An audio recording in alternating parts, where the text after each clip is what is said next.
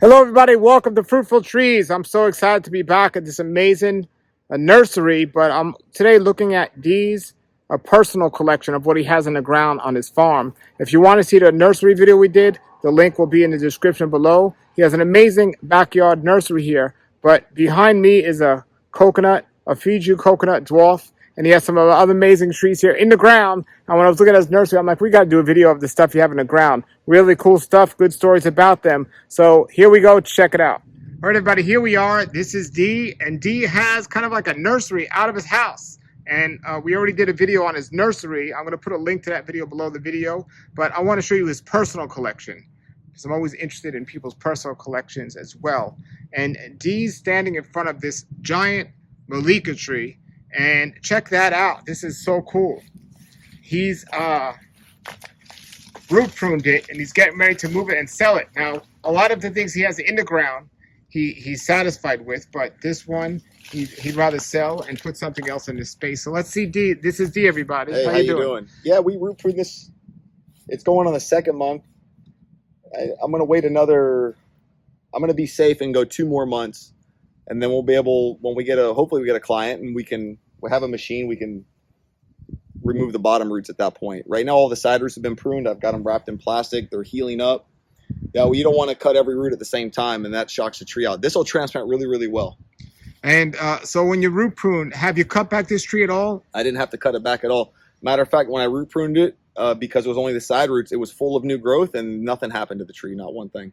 Now, should you cut back when you root prune for the average person out there? If you're not going to wait the time, but also I do recommend, even when you cut the bottom roots, I'm going to bring a certain percentage of foliage in on this just because it's going to be easier for the tree to keep what's there alive than trying to keep every single thing. So I will take off probably a couple feet at every direction. And what made you decide to plant this tree to begin with, and why are you getting rid of it now? Well, originally, the Malika I felt was like the best tasting mango, and it was great, disease-free, flat seed. But I had heard, depending on your soil conditions, is how the quality of fruit will be. So my neighbor has a Malika. He's on a coral ridge. It's one of the best mangoes on the planet. Everyone said it's an amazing tree. We have here more of a marl clay in this area. We're right behind this preserve back here, and this was the low side of the preserve. The preserve back there is on a natural pine ridge. So the fruit are subpar on this tree. If this tree gets moved into a nice sandy or especially coral area, the fruit on this will just be out of control. So instead of killing this tree or grafting over it, I decided let's root prune it, and let's see if, because a couple people already wanted this tree because it just fills with fruit. This whole tree will have, there's going to be, hopefully this year, I don't know root prune, but hopefully at least 200 mangoes on this tree. Now, is this a tree you'll move directly into the ground, or you won't pot this? It's too big. No. Okay, no. So show us what else you have in your personal collection. Well, this was also my favorite tree at one point. It's not become my favorite tree only because it doesn't produce fruit consistently. This is the Jahangir Mango, which I think is one of the best mangoes I've ever eaten. The first year I had it in the ground, it gave us several nice fruit. They were magnificent. They were similar to an ice cream mango, maybe even a little better. But it hasn't produced 2 consecutive years, and this will be the 3rd year hopefully it produces. It probably doesn't help that it does have a little oak tree growing over it. There's not much foliage, but I don't know. The Malika right next to it gets a couple hundred mangoes every year, and the sweet tart over there just gets loaded up, so we'll see. Okay, so how long have you had this tree in the ground? 3 years from a 7-gallon. Okay. Okay. This will be the 3rd year. And they're not on any water, his mangoes? No. But you do fertilize, you said.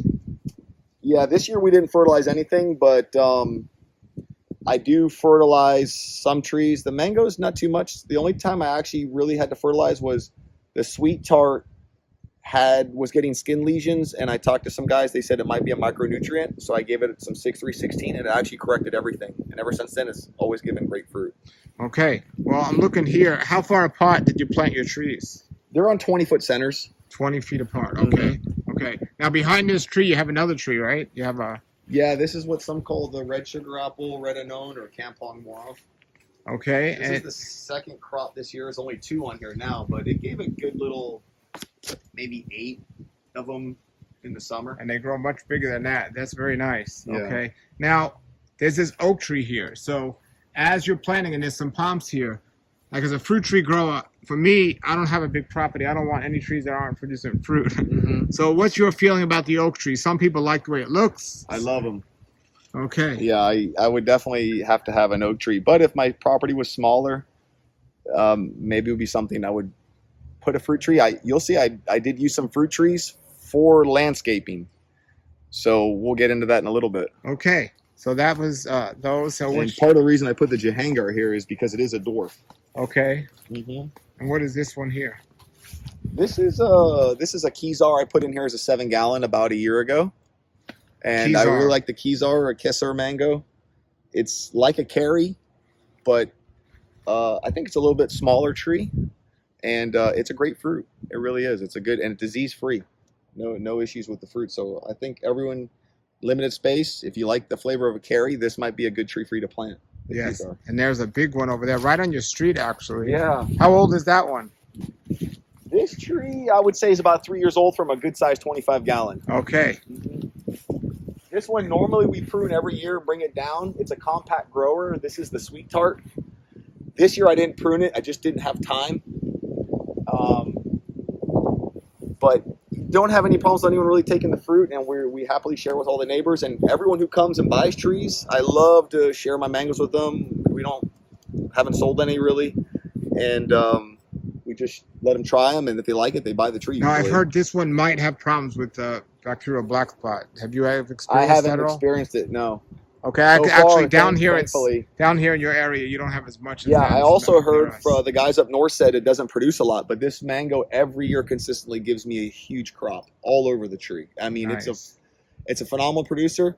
Maybe someone more closer to the coast might want to consider a sweet tart, but I personally haven't seen any issues with the tree. Now, if you wanted to leave it this size without letting it get bigger, can you? Or is it? Okay. Yeah, these are naturally compact growers. What I would do is bring it in probably about 2.5 to 3 feet, and it would just grow it doesn't grow fast, so it might grow that much more in 1 year, and then it would just stay the same size. All right, great. And then you have another oak tree here. Yeah. Some palm trees. So. And we just transplanted a Sabra. This was in the ground, and it wasn't doing well somewhere, so we actually dug it out, and I just transplanted it there. It's actually planted in a 65-gallon pot. Why'd you leave it in the pot? You know, the Jabos like the acidity. And who knows? One day, maybe someone likes that tree, and we pull right out, and there she goes. Okay. Will it break through the pot if you leave it in the will. ground? It won't break the pot because that's a 65-gallon. That's got some pretty good material. But the roots will eventually grow out of it. Yeah. Mm-hmm. Nice. Okay. Yeah, but Jabos are great candidates for pots. They have roots like fibers like as thin as your hair. So they can. If there's anything you're gonna grow in a pot, Java de Cava. I see your neighbor has a mango tree. Is that one of yours? Yeah, that's Nana's. We planted Nana a nice carry tree. Nice carry. Yeah, okay. That's probably only 2 years old. Mm-hmm. Nice. And this is beautiful. Wow. Yeah, this is a purple Kinito. Wow. How old is this tree? This tree's not old either. This tree's only about 2 years old. How big was it when you first planted it? It was a real skinny 25-gallon. Wow, look at that tree, and it fruits a lot, I bet. Well, it fruited for the first time, one fruit. So, like I said, it's not very old. So we'll see this year. Hopefully we get more fruit than one fruit. Wow. But I will tell you, be cautious on the Kimitos. I might need to plant another one for my neighbor. I think you're going to get a lot more fruit and pollination if you put 2 varieties of Kimitos. So maybe a purple and a green within reasonable distance from each other. I think that helps a lot. That's why you see them a lot of times with fruit in the nurseries and not so much in people's yards. Although everyone else is different, but from what I've seen. Good tip. Okay. Mm-hmm. All right. So, and there's a coconut tree here. This is a red spicata. Red spicata coconut? Yeah, I put this one specifically here to get seed because it's a very hard coconut to find. So I want to be able to get the seed from it. Okay. Mm-hmm. And then what's that over there? Is that? This is a recently potted black gold jackfruit. I put this one here because it's one of the smaller growing of the jackfruits. But it's been growing pretty fast. That's been there in less than a year from a 15-gallon. Wow. Yeah. Wow. Everything grows really well in the clay except for the taste of the Malika. And what about that one there? That's the Valencia Pride I put in. That's Valencia Pride. I put that one there because, well, for one, for the neighbors. And 2, it just gets to be just like, it becomes like an oak tree. They get huge, beautiful, and the fruit are beautiful. Everyone loves the fruit. I like some of the more exotic mangoes personally, but it's a good, nice tree to have, and they're disease free. And then here you have some ornamental palms here. Yep. Which I would like to swap with coconuts, but not at this time. And then there's another jawbo in the ground in the pot. That's a Grimmel. Yep. Okay. Look at that, in the ground, in the pot. A Grimmel. Now, would this grow much better or different if you didn't have it in the pot in the ground, or not necessarily? You're not sure? You know, the Grimmels, I'm not sure, but from what I've seen, the Grimmels are a tough tree, kind of like a Sabra. So I personally think they would grow okay in the ground. I originally had a red Jabuticaba here in the ground, and it did not like being in the ground. The pH was way too high here, so I had to remove it. As soon as I put it back in a pot, it got beautiful again, and then it fruited, and somebody bought the tree. Great, great. And so there's another tree in the ground there. What's that? That's a Kerry mango. That's the classic. Everyone's got to have a Kerry in their yard, I think. Yeah, there's a Kerry. That's about 3 years old. Okay, wow. And what do we got right here? Little ice cream. Nice. This is the best tasting mango, I think. Yep, I agree. And it's a dwarf tree. Now, there's a bunch of other trees you'll see in pots in the background. I did another video with D about his nursery, which we're going to talk about, which is amazing.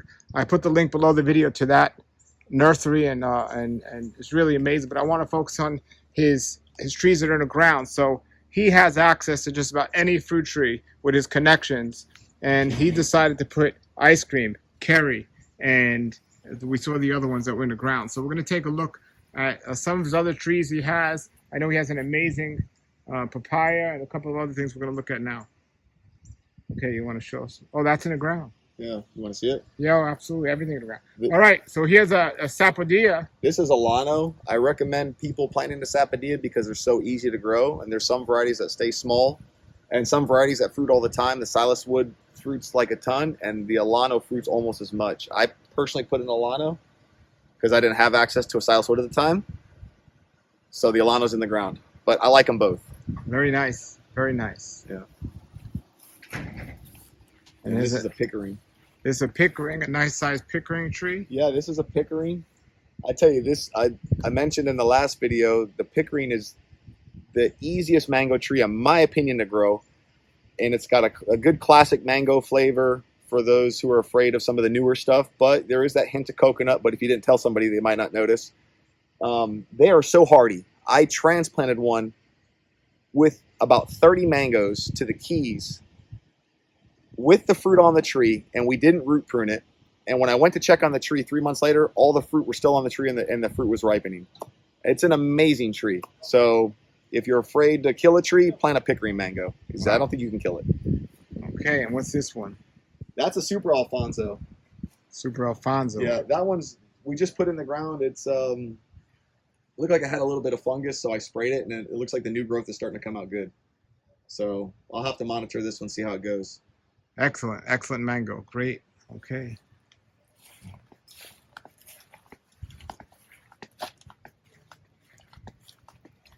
See, we got some more stuff. You want to look at the Key West Mae back there? Sure. Okay. Or the pumpkin pie Mae. This is the pumpkin pie Mae.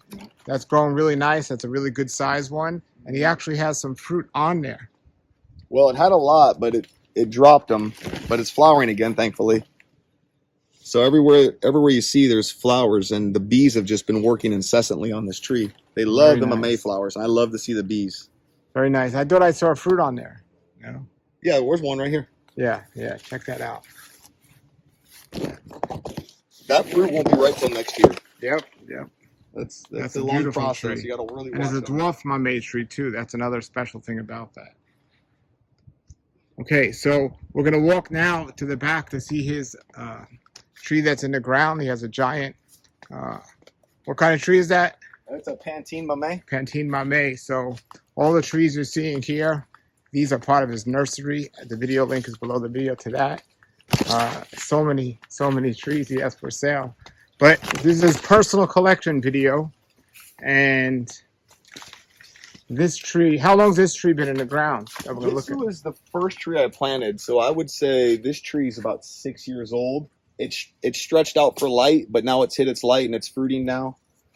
We've had right about 3 months before the fruit, 2 to 3 months before the fruit ready to pick. We normally have the local raccoons come and take a bite out of the fruit, unfortunately, though, because it's all That's the way a back here. real big tree there.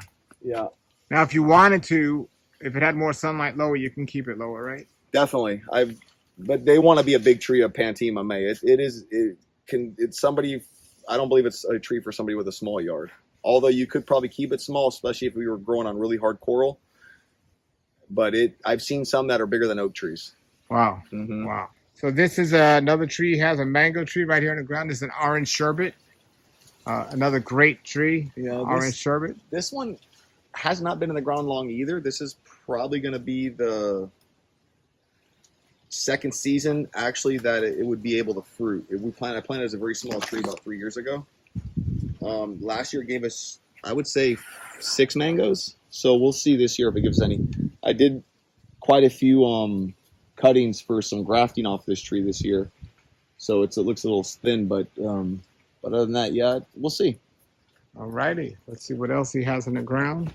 All right. So as we're going along here, this is his pool. He has some ornamental plants here, but he has these 2 coconuts. These are small coconuts. And when we did the nursery video, it was explaining these are Fuji Dwarf coconuts. And they're really special. Tell us about these. Well, these are the Fiji Dwarfs. You can get them in a couple colors. These are kind of an off green. The bronze are a little harder to find sometimes, although I do have some bronze available.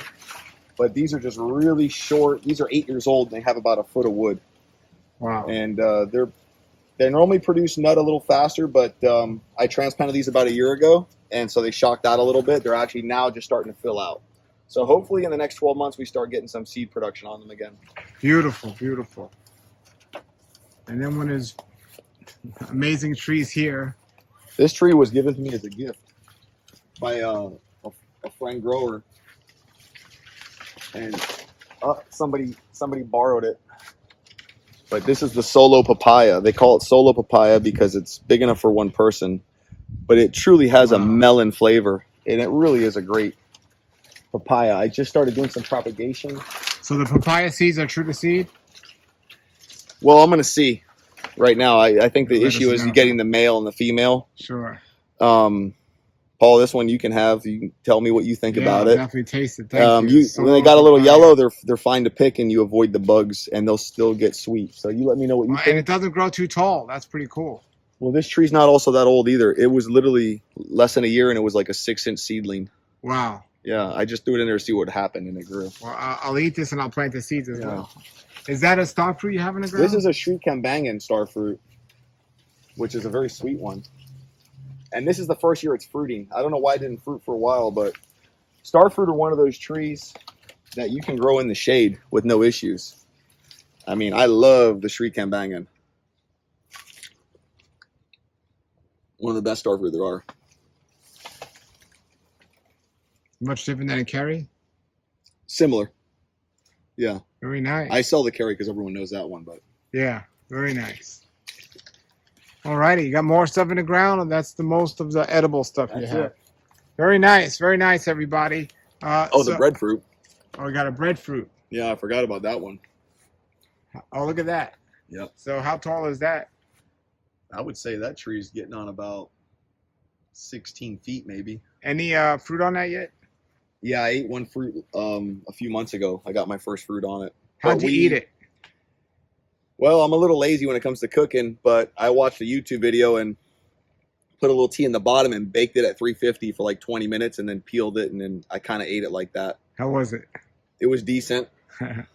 Yes. All right. And then he has a bunch of ornamental plants here as well. Some pretty exotic palm trees he has, and nice landscaping here. Do you do all the landscaping? Mm-hmm. Very nice. Very nice. Well, thanks a lot for showing us around, man. Thank you. Yeah, if anyone wants to contact him or learn more about his nursery, the link to his nursery video, and also his contact information below. Thanks a lot. Thank you. All right, everybody. That was D's amazing personal collection here in his house. And the whole house is amazing. But those trees that are in the ground are absolutely a great selection. And like me, he loves that mango fruit. It's just wonderful. The ice cream one. It's just great. So definitely, if you're looking for some mango trees or some other fruit trees, contact him. The contact information is below, and so is the link to his nursery. Until then, everybody have a great day and keep growing.